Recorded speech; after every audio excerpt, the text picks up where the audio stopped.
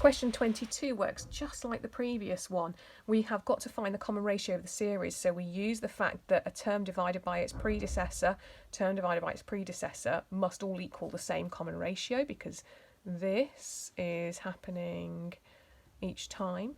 So I know that 12 divided by 18 is R, P divided by 12 is R,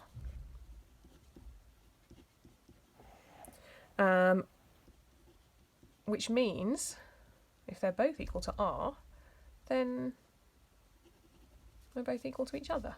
So I can find P like that. I've got 144 is 18P, so 144 over 18 gives me P is 8.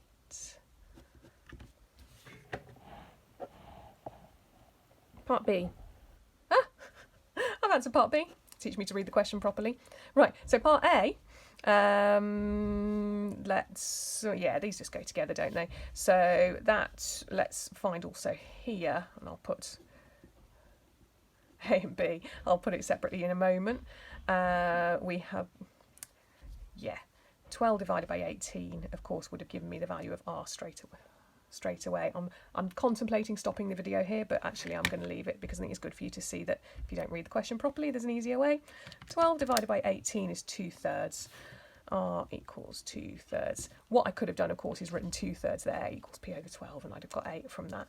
So what I'm going to do to make it really clear now, imagining I'm in the exam, is I'm now going to go A, R equals 2/3, and B, P equals 8, just to make it really clear.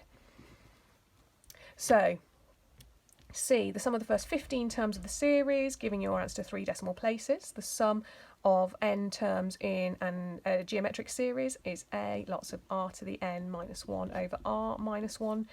Just like on the previous video, we have 2 versions, but this is the version we use when R is greater than 1.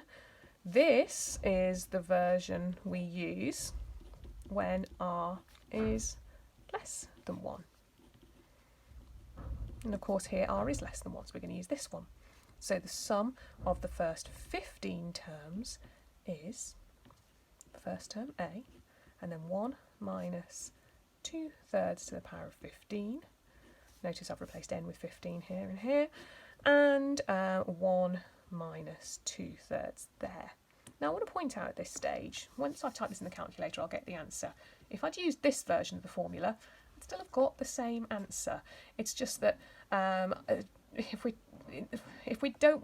sometimes we don't want to use our calculator. And in those cases, maybe it's algebraic, for instance, in those cases, when R is less than 1, this one keeps the denominator positive, which means you avoid mistakes. That is really the only benefit of this one. That one would still get us exactly the same answer, because obviously, as you can see, it's the same fraction. It's just to get from this one to this one, you multiply the top by minus 1, and you multiply the bottom by minus 1. And that's how you would get from one to the other. So coming back to this, type it into our calculator, and we have got 18 brackets 1 minus 2/3. I'm going to put brackets around that just to make it really clear, because it's only the 2/3 that's to the power of 15 over 1 take 2/3. And they want this to 3dp.